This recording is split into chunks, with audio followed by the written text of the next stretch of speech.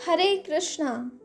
भगवत गीता के तीसरे अध्याय को सुनने, पढ़ने या सुनाने का क्या महात्म्य है और इससे किस फल की प्राप्ति होती है। तो आइए आज की कथा में चलते हैं, जो कि पद्म पुराण से है, जिससे हमें हमारे सभी प्रश्नों के उत्तर मिल जाएंगे। श्री भगवान कहते हैं, प्रिय, जनस्थान में एक जड़ नामक ब्राह्मण था, जो कौशिक वंश में उत्पन्न हुआ था। उसने अपना जातीय धर्म छोड़कर बनिए की वृत्ति में मन लगाया। उसे पराई स्त्रियों के साथ व्यभिचार करने का व्यसन पड़ गया था। वह सदा जुआ खेलता, शराब पीता और शिकार खेलकर जीवों के प्रति हिंसा किया करता था। इसी प्रकार उसका समय बीतता था। धन नष्ट हो जाने पर वह व्यापार के लिए बहुत दूर उत्तर दिशा में चला गया। वहां से धन कमाकर घर की ओर लौट रहा था। बहुत दूर तक का रास्ता उसने तय कर लिया था। एक दिन सूर्यास्त हो जाने पर जब 10 दिशाओं में अंधकार फैल गया, तब एक वृक्ष के नीचे उसे लुटेरों ने धर दबाया और शीघ्र ही उसके प्राण ले लिए। उसके धर्म का लोभ हो गया था, इसलिए वह बड़ा भयानक प्रेत हुआ। उसका पुत्र बड़ा ही धर्मात्मा और वेदों का विद्वान था। वह अपने पिता के लौट आने की राह देख रहा था। जब वे नहीं आए, तब उसका पता लगाने के लिए वह स्वयं भी घर छोड़कर चल दिया। वह प्रतिदिन खोज करता, मगर राहगीरों से पूछने पर भी उसे उनका कुछ समाचार नहीं मिलता था। तदंतर एक दिन एक मनुष्य से उसकी भेंट हुई, जो उसके पिता का सहायक था। उससे सारा हाल जानकर उसने पिता की मृत्यु पर बहुत शोक किया। वह बड़ा बुद्धिमान था। बहुत कुछ सोच विचार कर पिता का पारलौकिक कर्म करने की इच्छा से आवश्यक सामग्री साथ ले उसने काशी जाने का विचार किया।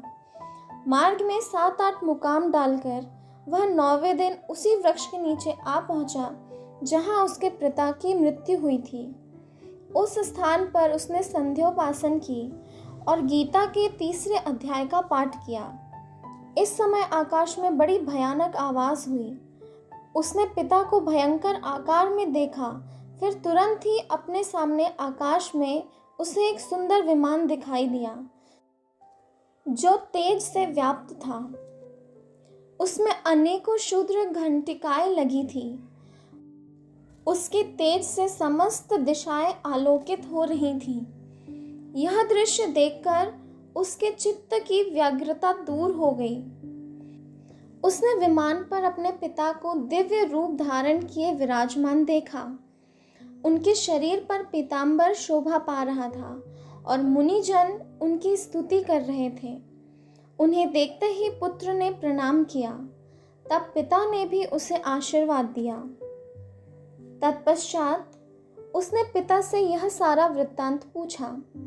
उसके उत्तर में पिता ने सब बातें बताकर इस प्रकार कहना आरंभ किया, बेटा, दैववश मेरे निकट गीता के 3 अध्याय का पाठ करके तुमने इस शरीर के द्वारा किए हुए दुस्त्यज कर्म बंधन से मुझे छुड़ा दिया। अतः अब घर लौट जाओ, क्योंकि जिसके लिए तुम काशी जा रहे थे, वह प्रयोजन इस समय 3 अध्याय के पाठ से ही सिद्ध हो गया है। पिता के यूं कहने पर पुत्र ने पूछा, तात, मेरे हित का उपदेश दीजिए तथा और कोई कार्य जो मेरे लिए करने योग्य हो बतलाइए।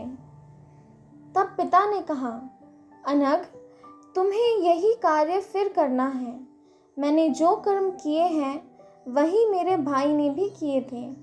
इससे वे घोर नरक में पड़े हैं।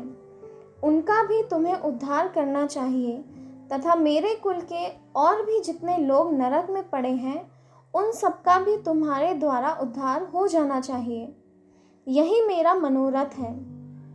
बेटा, जिस साधन के द्वारा तुमने मुझे संकट से छुड़ाया है, उसी का अनुष्ठान औरों के लिए भी करना उचित है।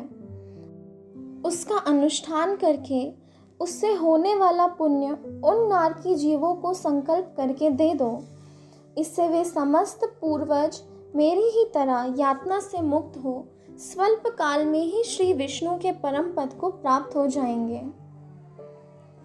पिता का यह संदेश सुनकर पुत्र ने कहा, तात, यदि ऐसी बात है और आपकी भी ऐसी रुचि है तो मैं समस्त नारकी जीवों का नरक से उद्धार कर दूंगा। यह सुनकर उसके पिता बोले, बेटा एवमस्तु, तुम्हारा कल्याण हो, मेरा अत्यंत प्रिय कार्य संपन्न हो गया। इस प्रकार पुत्र को आश्वासन देकर उसके पिता भगवान विष्णु के परम धाम को चले गए। तत्पश्चात वह भी लौटकर जनस्थान में आया और परम सुंदर भगवान श्री कृष्ण के मंदिर में उनके समक्ष बैठकर पिता के आदेशानुसार गीता के 3 अध्याय का पाठ करने लगा।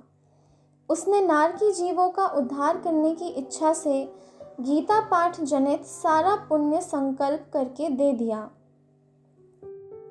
इसी बीच में भगवान विष्णु के दूत यातना भोगने वाले नरक के जीवों को छुड़ाने के लिए यमराज के पास गए। यमराज ने नाना प्रकार के सत्कारों से उनका पूजन किया और कुशलता पूछी। वे बोले, धर्मराज, हम लोगों के लिए सब और आनंद ही आनंद है।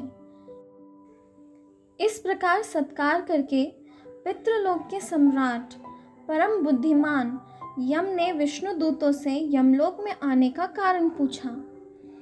तब विष्णु दूतों ने कहा, यमराज, शेष शैया पर शयन करने वाले भगवान विष्णु ने हम लोगों को आपके पास कुछ संदेश देने के लिए भेजा है।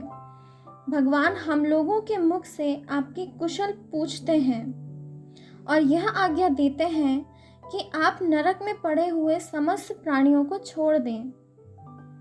अमित तेजस्वी भगवान विष्णु का यह आदेश सुनकर यम ने मस्तक झुकाकर उसे स्वीकार किया और मन ही मन कुछ सोचा। तत्पश्चात मदोन्मत्त नारकी जीवन को नरक से मुक्त देखकर उनके साथ ही वे भगवान विष्णु के वास स्थान को चले गए। यमराज श्रेष्ठ विमान के द्वारा जहाँ क्षीरसागर है वहां जा पहुंचे। उसके भीतर कोटि कोटि सूर्यों के समान कांतिमान नील कमल दल के समान श्याम सुंदर श्री हरि का उन्होंने दर्शन किया। भगवान का तेज उनकी शैया बने हुए शेषनाग के फनों की मणि के प्रकाश से भी दुगना था। वे आनंद युक्त दिखाई दे रहे थे। उनका हृदय प्रसन्नता से परिपूर्ण था।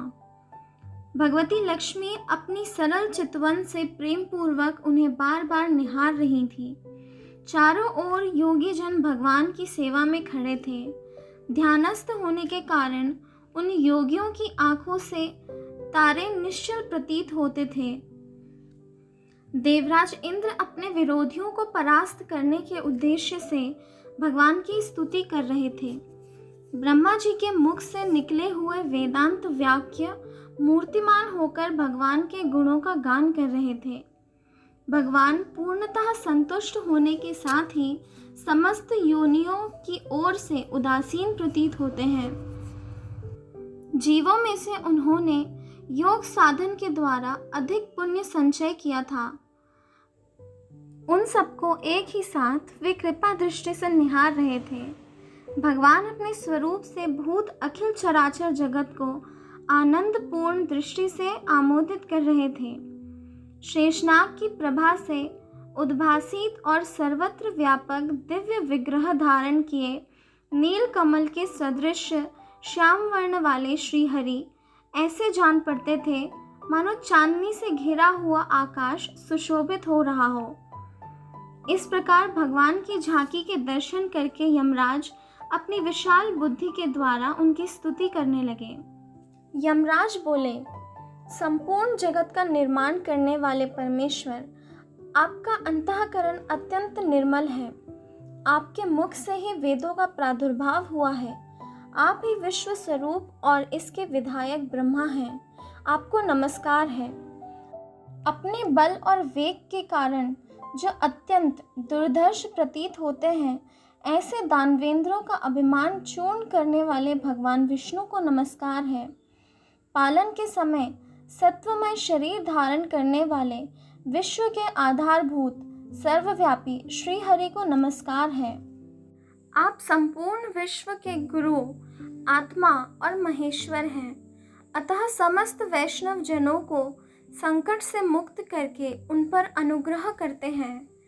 आप माया से विस्तार को प्राप्त हुए अखिल विश्व में व्याप्त होकर भी कभी माया अथवा उससे उत्पन्न होने वाले गुणों से मोहित नहीं होते।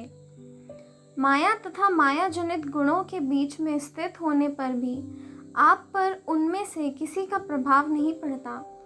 आपकी महिमा का अंत नहीं है, क्योंकि आप असीम हैं।